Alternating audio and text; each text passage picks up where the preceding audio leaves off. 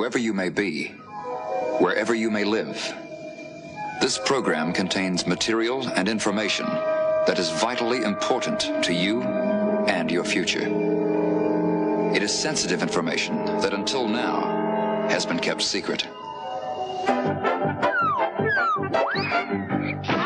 Since the dawn of time, there is one field in which man has always excelled: the destruction of his fellow human beings.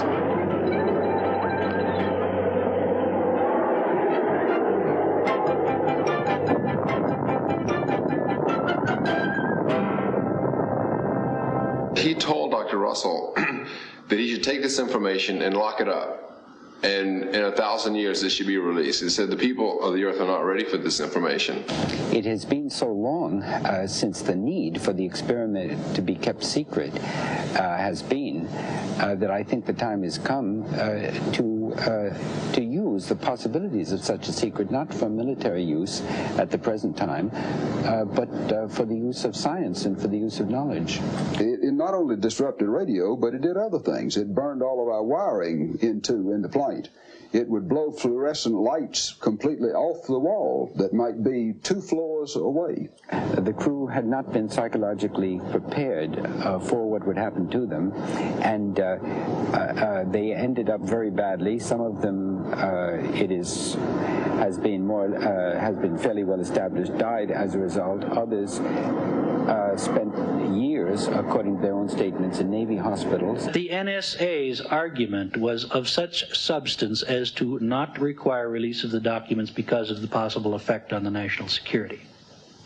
Now, if that isn't cover-up, then what is it?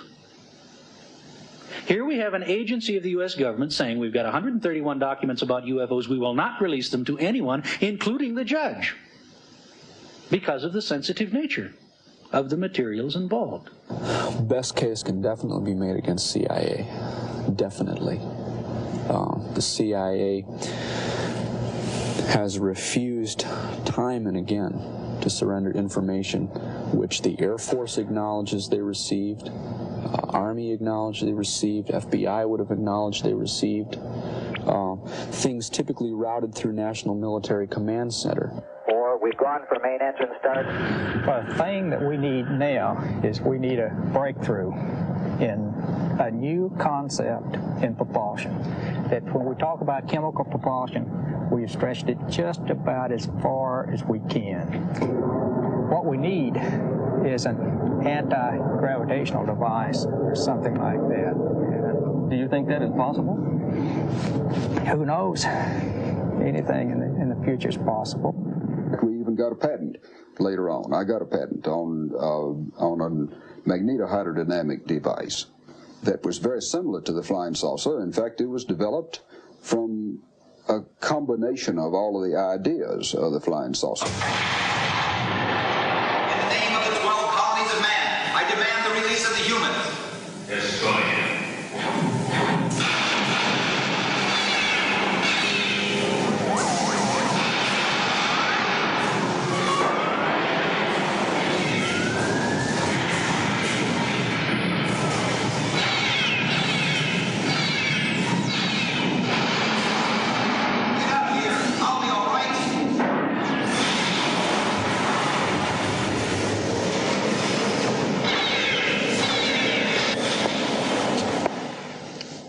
Flying saucers, laser guns, secret experiments in travel through time and space.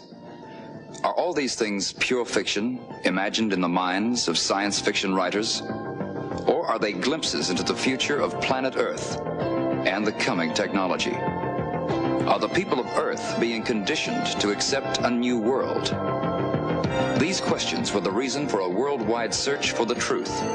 A search led by Stan Deyo, an inventor and computer technologist from Dallas, Texas, who at one time was an officer cadet at the United States Air Force Academy and an informant for the FBI.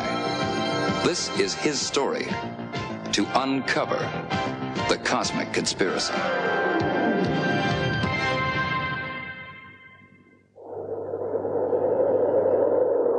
Colorado Springs, United States Air Force Academy. This is where it all began for me. It's just a few miles from the headquarters of the North American Air Defense Command, NORAD, buried deep below Cheyenne Mountain. How quickly the 20 years have gone by since my conditioning was completed. 186 of us have been programmed by post-hypnotic suggestion and subliminal training. But what training, what information had been so sensitive, so secret that even we, the trainees, could not be trusted with the conscious knowledge? Years had passed before I realized that the rebellious instructor who had reprogrammed my mind just before I left the academy had allowed me to eventually remember things that had been locked away in my subconscious, things that could affect the future path of mankind. I wondered how much of that information was connected with other experiments that had previously been carried out in Colorado. I'm sure most of you recognize this. It's light. And I'm also equally sure that most of you recognize this. It's the wire that brings the electricity up to this light to make it work. But how many of you know the name of the man that invented the system that makes this electricity?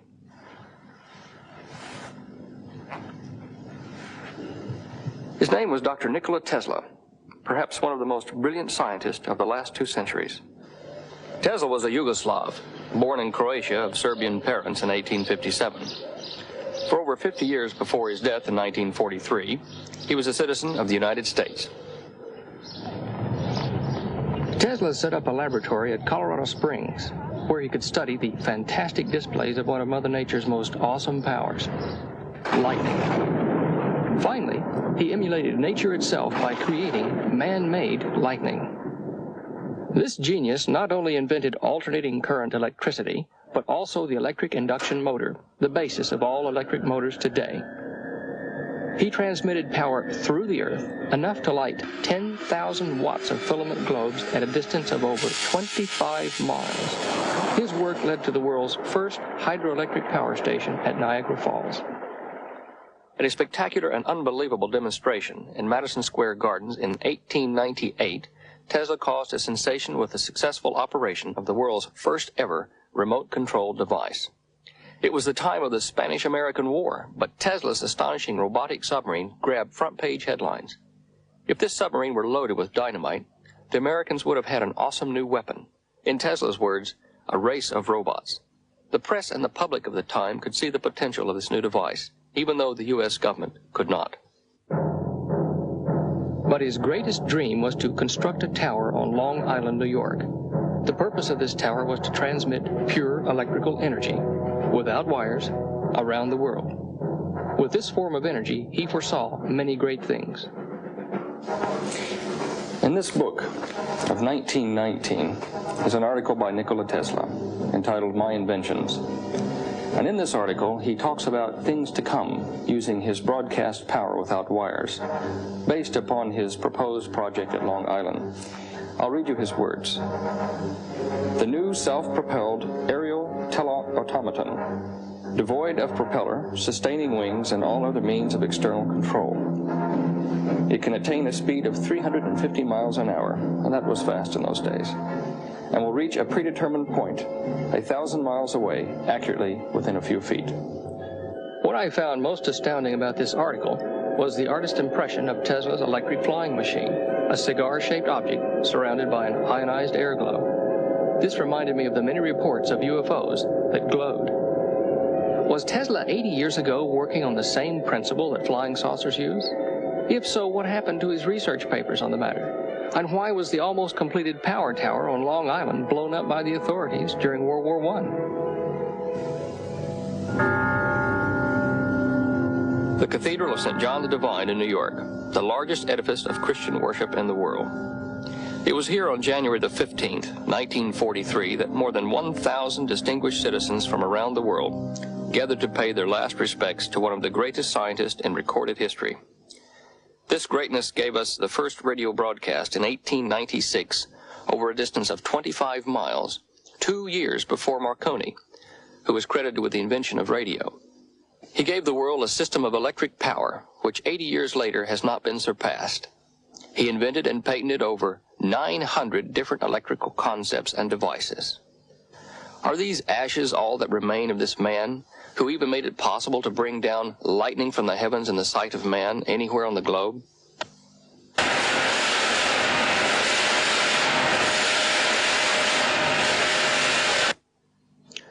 Charlotte Musar, a close friend during his later years, was one of the mourners at Tesla's funeral. She had worked as an employee at the Yugoslav embassy. She recalled the mysterious circumstances surrounding the investigation of Tesla's papers after his death. When I arrived, I found the safe was open. I don't know who ordered the opening of the safe. I've learned later that all the government officials and the police and the coroner and so forth, medical examiner, had been there and gone.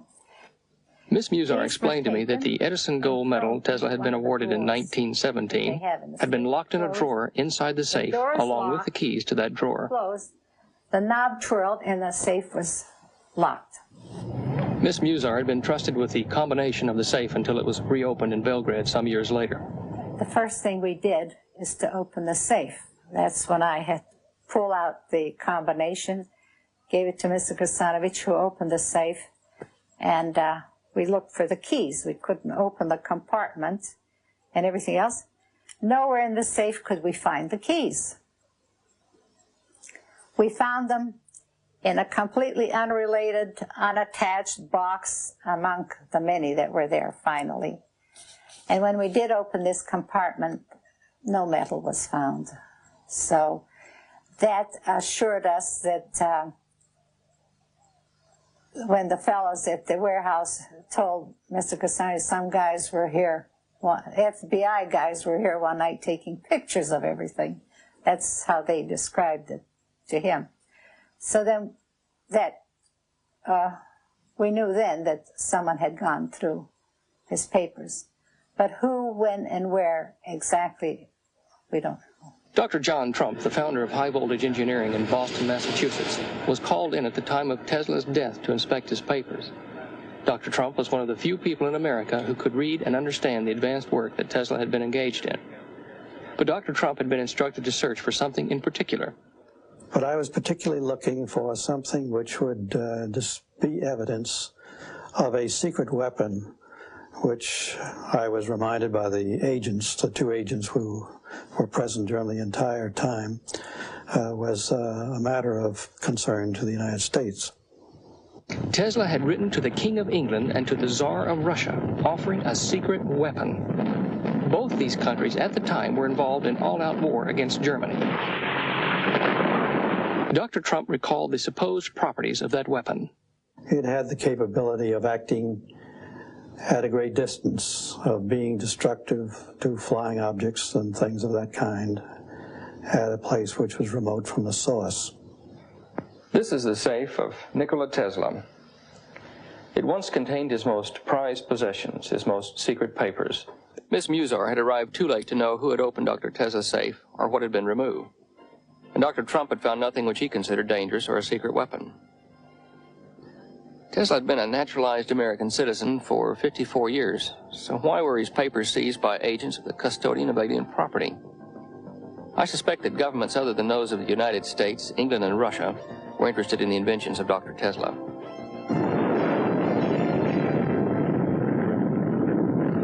In 1943, the year of Tesla's death, was destined to become a year of the most imaginative scientific experiments in the history of the world.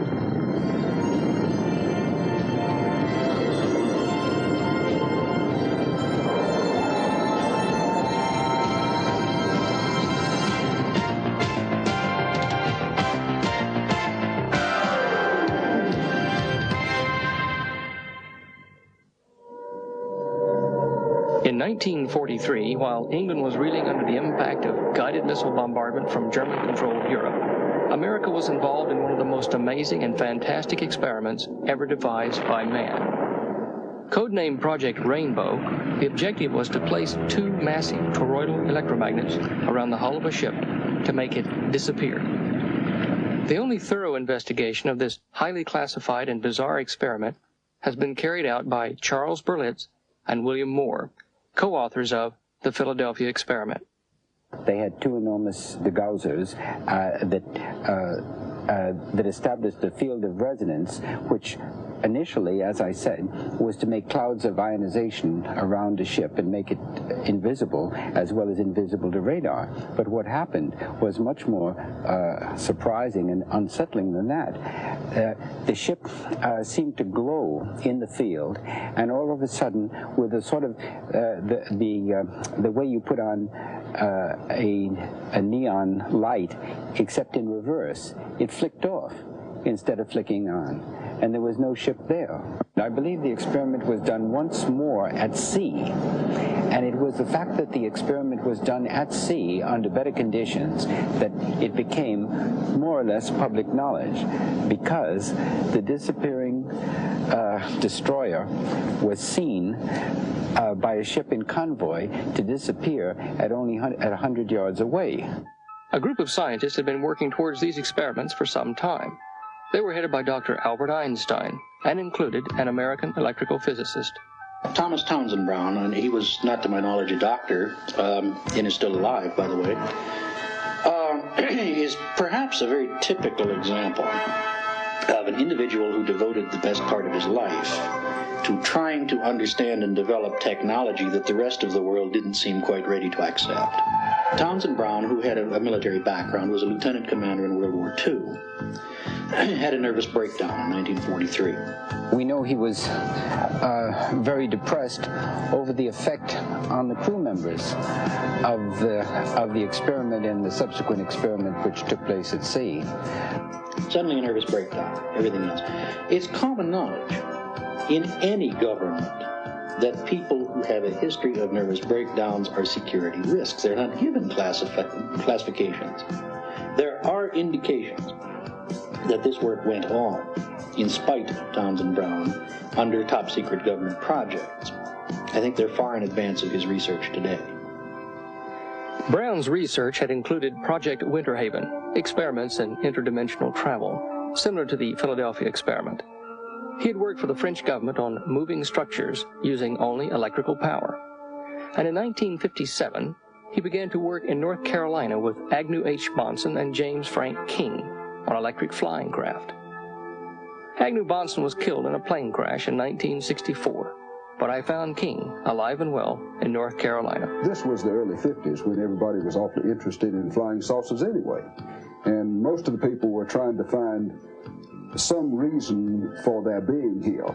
Also, other people were trying to find how they could fly and they could do the things that people said that they could do. And so we wanted to go further. We wanted to do mechanical and electrical work to try to find a power source that was similar to what they might have been using. We needed somebody that had done more along the lines that we believed in.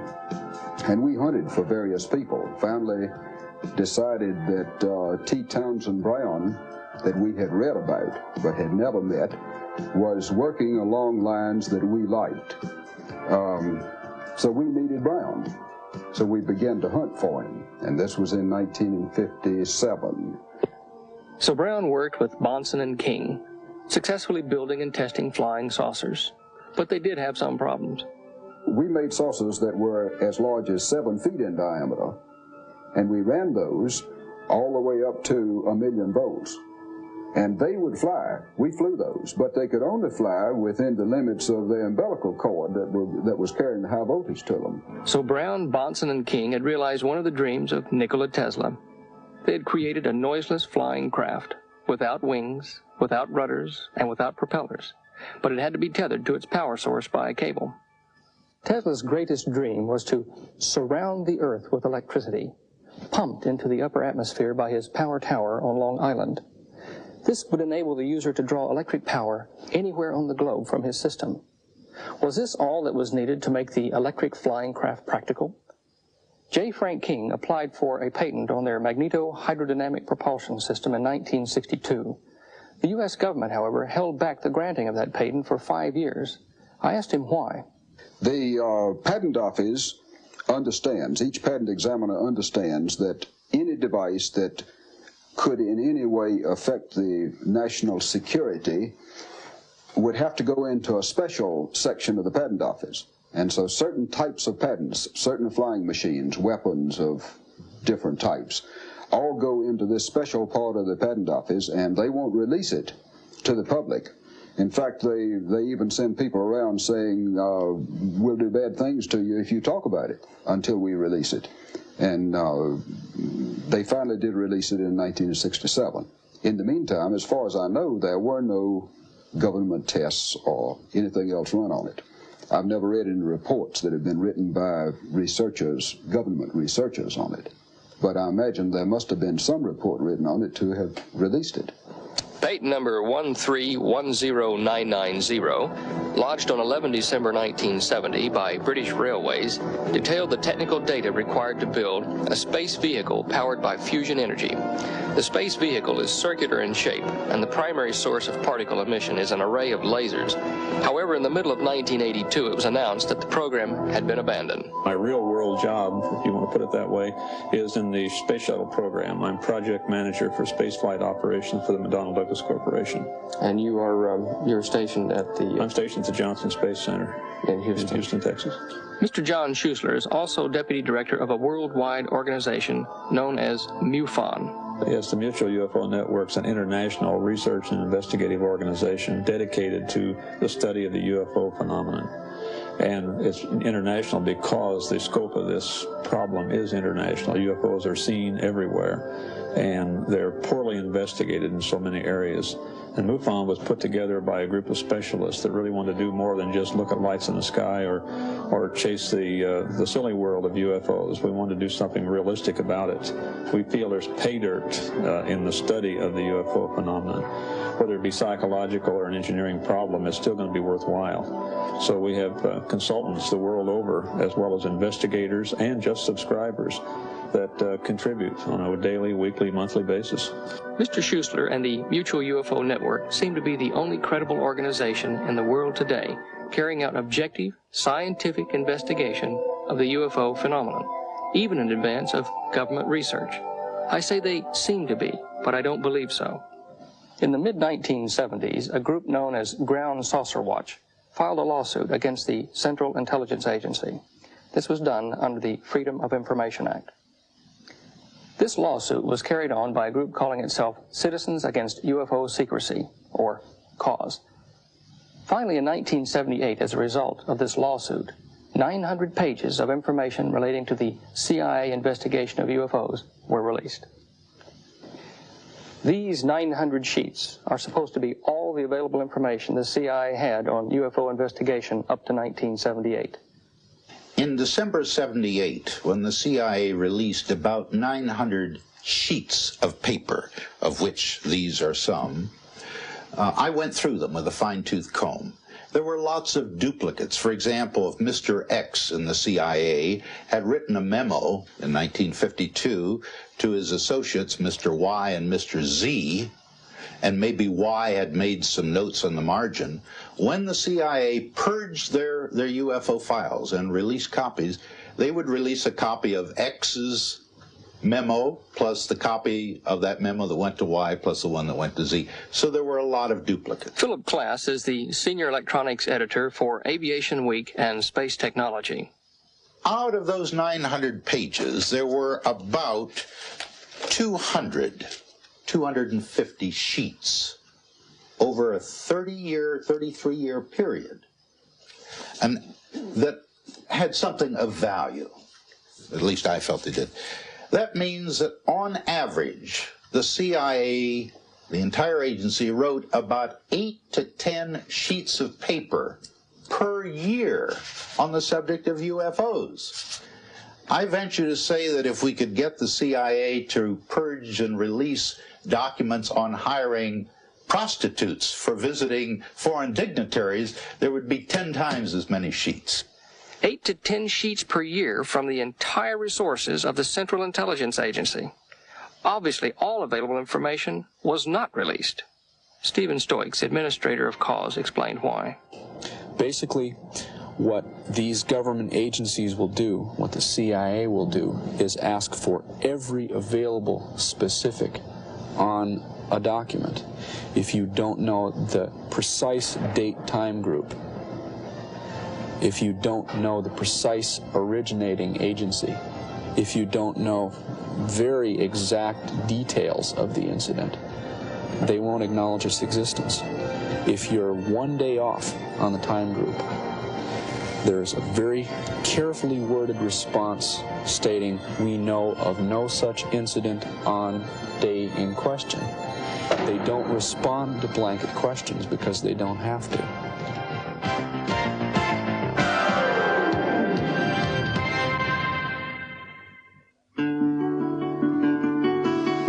Has a background in liberal arts, history, teaching, and English. He also speaks fluent French, holds a degree in Russian, and is co-author of the Philadelphia Experiment. Stanton T. Friedman holds bachelor's and master's degrees in physics and spent 14 years working on classified government programs in high-power electric propulsion. Since 1970, they've been lecturing in schools and colleges across the United States and Canada on the presence of alien craft around planet Earth. I'd arranged to meet them in the small Arizona town of Prescott, where they'd been invited to deliver their lecture at the Yavapai College. We have been told that the Air Force was the chief agency involved in the investigation of UFOs. We have been told about Project Grudge, Project Sign, Project Blue Book. And we have been told that these are essentially the only efforts by the Air Force to investigate the phenomenon of UFOs. And that Project Blue Book was closed in 1969, and that its records in 1975 were transferred to the National Archives. And so if you write a letter of inquiry to the government, any agency of the government, you invariably will get the same answer. The government's files on UFOs were transferred to the National Archives. Project Blue Book material is totally available, and it can be viewed or obtained from the National Archives. There's only one thing wrong with that statement, and that is that it is not true. And it becomes increasingly clear that they have known a great deal, and that they have been keeping it from the American public for reasons known to the government. I had arranged for Stan and Bill to meet me in my motel room the next day. Primarily, I wanted to question them further on the cover-up of UFO investigation, and to see if they had any more information on government projects such as the Philadelphia Experiment or electric flying craft. I wasn't really prepared for what they told me. I am convinced, after 24 years now of studying investigation, that the evidence is overwhelming that planet Earth is being visited by intelligently controlled extraterrestrial vehicles. Some UFOs are somebody else's spacecraft. I'm also convinced that some small group in the government of the United States, and probably in other countries as well, knows very well that we're dealing with alien spacecraft. We're dealing with what in the States is appropriately called a cosmic Watergate. We're not convinced that everything should be put on the table. Technical data, for example, I'm not at all sure should be out on the table, because the key feature about flying saucers, forgetting philosophy, religion, and all those other areas which are certainly important, has to be, how do they work? Every government in the world would like to get its mitts on that kind of technology. Unfortunately, what that would mean, better weapons delivery and defense systems, I suppose. And so I don't think that data should be put on the table unless everybody puts all their data out on the table. We both feel that it's very, very important for the future of the race to recognize at some point in our sociological development that we are planetary creatures. That is, members of a planetary society, as opposed to nationalistic creatures, members of individual, in this case 158 now different tribes, essentially countries, on the same planet. I think that once that realization is made, that we begin to think of ourselves as members of the human race on planet Earth. The thing about governments, though, most governments, is that priority number one is to stay in power, whether they're elected governments or despotic governments. Yes. Staying in power is the key. And I think in the United States, for example, any president that stands up and says, look, we've been lying to you for 35 years, We have had positive proof of their existence. We can't reveal the technical data, but we've known it. We've had our reasons. Is going to immediately be accused of being a liar, quite straightforwardly, is in danger of losing the next election, is risking his political skin, so to speak. In the United States, that could be done by a president who had been elected twice in a row, because you can't run for a third term now. We haven't had such a president since General Eisenhower.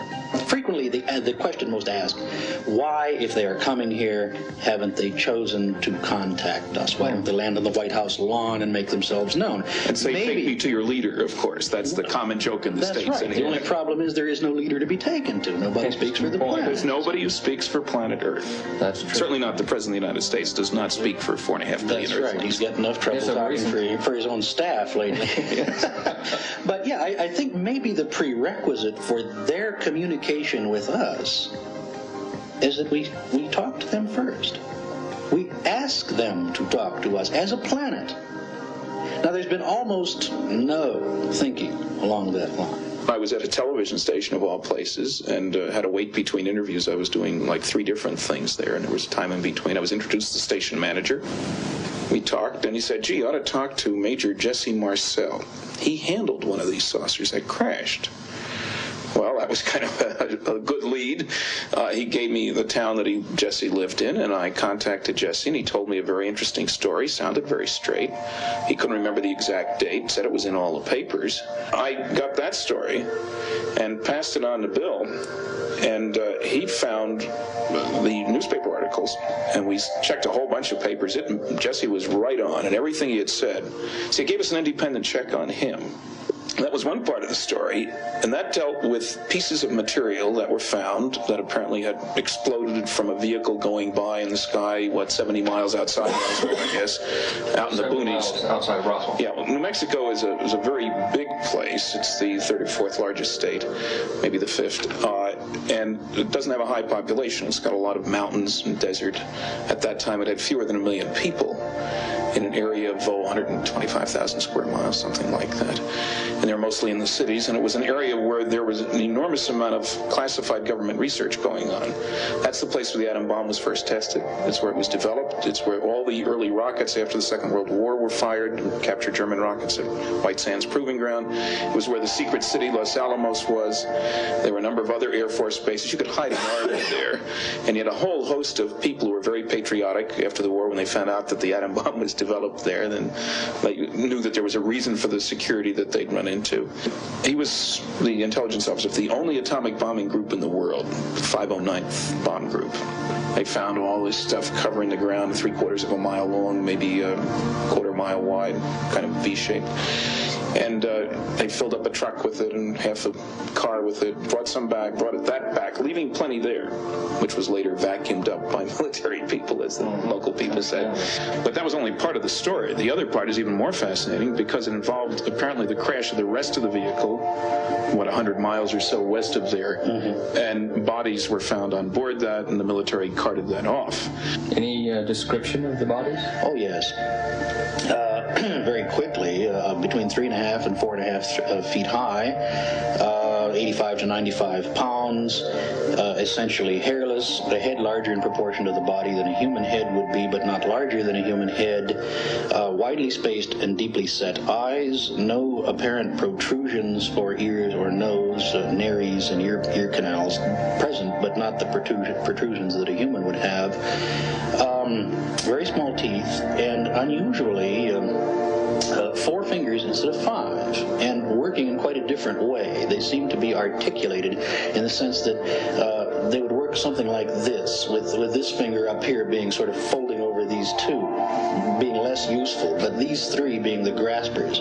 The hairs on the back of my neck were standing on end. What I was hearing couldn't possibly be true. But here, these 2 university-educated men, one a scientist, the other an author, believed every word they were saying.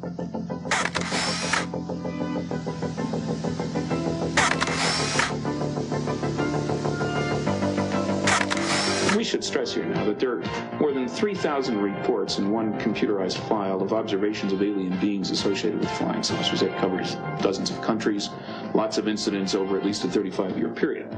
And there are no reports of creatures with 3 arms or 3 eyes or 3 legs or, you know, the science fiction kind of stuff. And I think we have to take that into account, that one must be careful how one breaks the news, so to speak.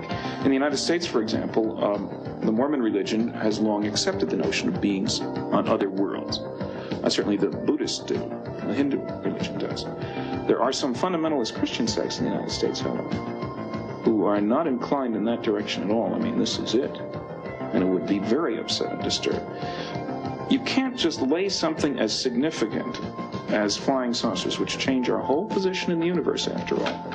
It's like Copernicus. He took man out of the center of the universe, moved it 1 step over from the Earth to the sun. The book was banned for 300 years because it was disturbing to the high priesthood of the time. So the next generation is certainly going to know, you know, have a different perspective. But you've got to be careful about that. You can't destroy what people have thought and grown up with without replacing with something that's solid and concrete. Max Planck, a German physicist, once said that new ideas come to be accepted not because their opponents come to believe in them, but because their opponents die and a new generation grows up that's accustomed to them. And so it may well be that you need to have this background. Space travel, man is not alone. These are commonly accepted notions now. They certainly weren't 30 years ago.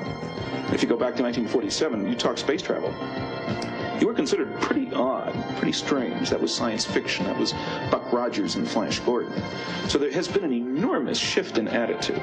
And maybe the finishing touch for that is the announcement, some kind of announcement about flying saucers.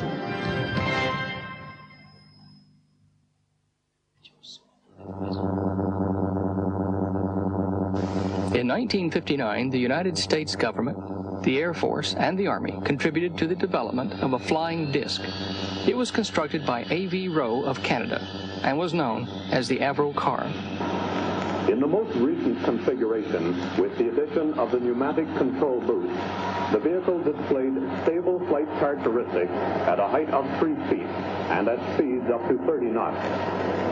The wind tunnel test data showed, however, that the focusing ring control, though it had been developed for satisfactory hovering, was not good enough for forward flight, and that fairly extensive modifications were required to add an improved forward flight control system. Testing was therefore discontinued until the 2 vehicles could be modified in readiness for further wind tunnel and flight test programs. But those modifications were never made. The program was officially abandoned in 1962. But in effect, the Avro car proved that a vehicle of this kind could in fact fly. Does it seem pure coincidence then that 1962 was also the year that J. Frank King applied for patent on the magneto-hydrodynamic system of propulsion? King had told me of Agnew Bonson's visions of the future, which he had expressed in his book, The Stars Are Too High. He wrote it because he was interested in a number of things that this would put before the public. One is the tremendous physical and psychological power that a country would have if it alone controlled a machine like a flying saucer.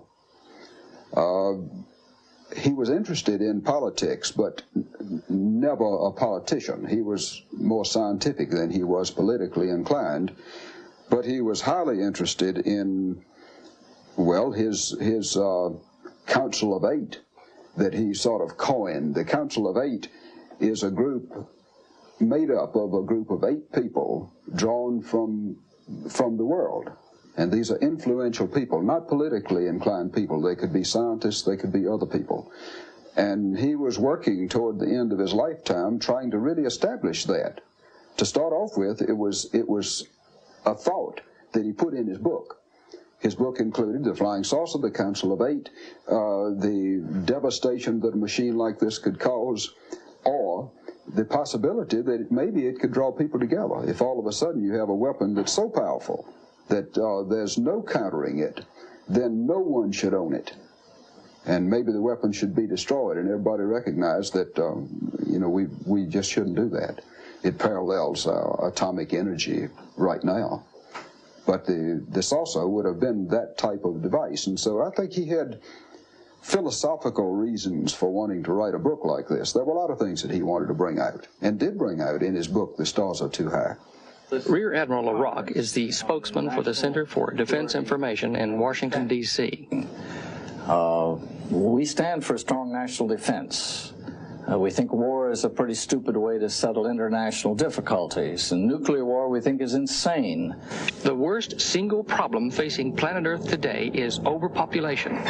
The only effective method demonstrated to date that can control this overpopulation is war.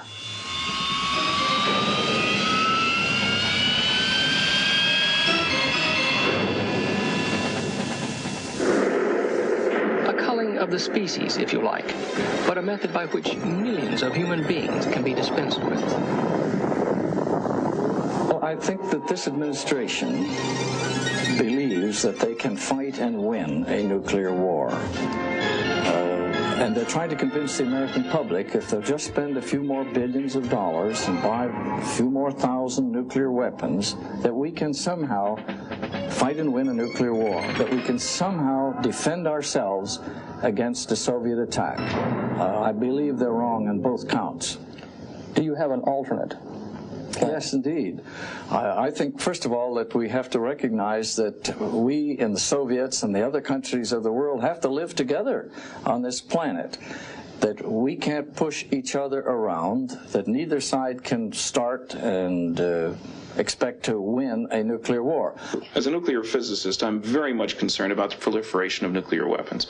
6 countries have them now, and by the end of the century, surely there'll be another 10 countries. All it takes is one idiot to get the ball rolling, if you will, to use a nuclear weapon. Somebody else will respond, 3, 4, 5 will respond, and we have literally a hell on earth. Now, it seems to me that the best hope to avoid that is for us all to begin to think of ourselves as earthlings. When the United States first began to deploy reconnaissance satellites back in the early 1960s, the Russians protested loudly. There was even the threat that they might try to shoot them down. But by 1963, the Russians had developed their own reconnaissance satellites, and they were delighted to have them. In other words, the Russian military, it would be only natural, don't want to take our Defense Department statement for how many missiles we have. They want to count them with their own eyes, with their own reconnaissance satellite.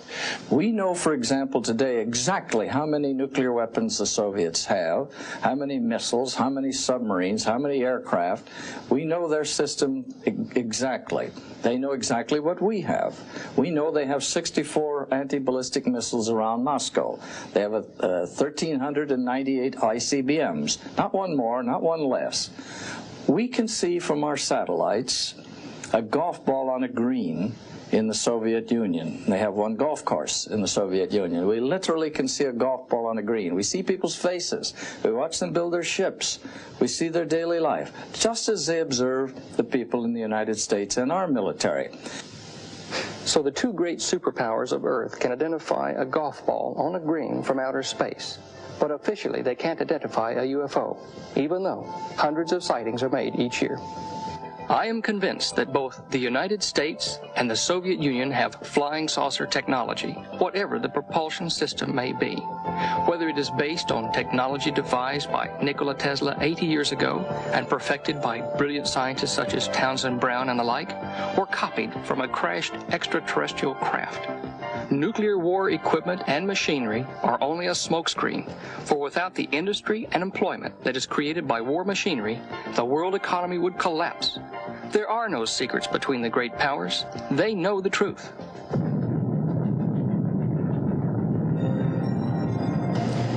Now, in light of the documentary you've just seen, you may find yourself at some future date in a dilemma. And that dilemma may come about on that day that the world goes into possibly World War III or economic chaos, whatever. On that same day, you may find that the world is magically saved or appears to be saved by the arrival of super technology, such as we've seen that the Earth has had in its back rooms for 30 years. Your dilemma will be to determine whether these so-called humanoids from space or time, whatever, are real or are they imposters. Silence, foolish mortals, your fate is sealed. What is the standing order of your imperious leader? By your command, the total extermination